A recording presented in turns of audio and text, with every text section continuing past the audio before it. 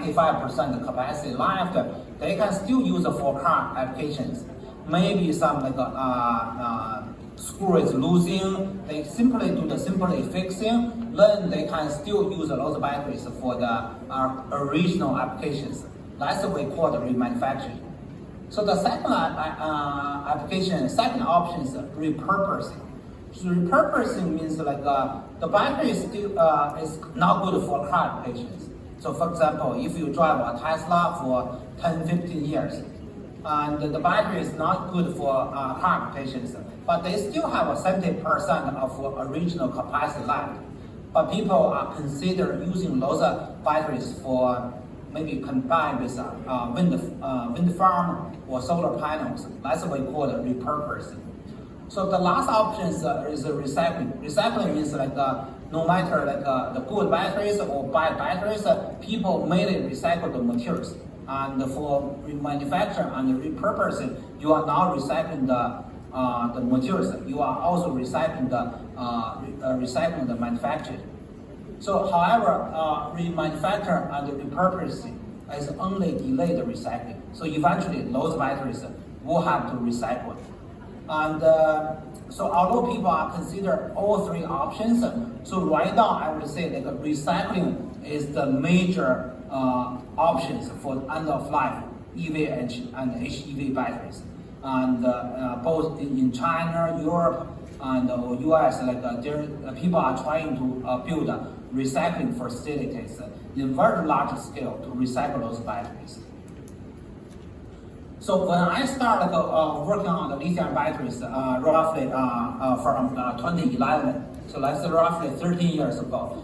The first question we ask ourselves is what's the materials value for the lithium batteries?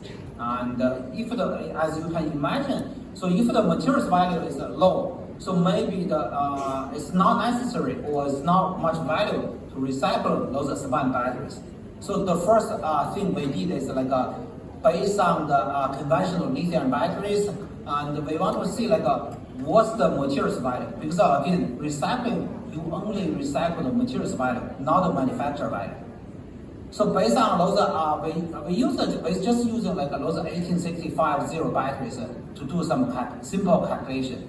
So we found for 1 ton of spent lithium batteries, the materials value is roughly $8,000 in 2012. So also the major part of materials value is the cathode materials. So the cathode materials are probably still in today's spent batteries, today's batteries. The cathode materials still probably account for roughly 50 to 60% of the value of entire batteries. And that's why normally when you see people are developing recycling process or recycling technologies, the focus normally is on the cathode materials, because that makes sense, because the most valuable materials is the cathode materials. So the second question we asked ourselves back in the early 2010s is what's the recycling rate for spent lithium batteries? And we found actually the most recycled materials is lead acid batteries. So lead acid batteries are over 99% of recycled in both US and Europe. And for some other materials it's fine. And maybe steel cans is 70%, maybe aluminum, beer, soda cans, they are 55%, even tires is 40%. So that's what we found in the early 2010s. So at that time, we found in the US, the recycling rate for lithium batteries only is 3 to 5%. One of the main reasons for low recycling efficiency, low recycling rate for lithium batteries at that time is because lithium batteries still mainly used in electronics device. It's a small device. So you can imagine at least in my home, we have quite a few old cell phones, laptop, they are still stored in somewhere. So we don't recycle those batteries. Why? And the other reason why the recycling rate for compared lead acid battery recycling, the lithium battery recycling rate is from the technology perspective, it's just hard to recycle lithium batteries. So we did some analysis, like on the left-hand side is lead-acid batteries, on the right-hand side is lithium-ion batteries. So you can see for lithium lead-acid batteries, most of the materials is lead or lead oxide. There's only a few materials. And however, for lithium batteries, there's more materials, and also the materials are changing. So compare lithium-ion batteries, so there is a low number of distinct materials. The lead is 60% of battery mass. And also, although there's different manufacturers, the design and the materials composition for lead-acid batteries is really changing.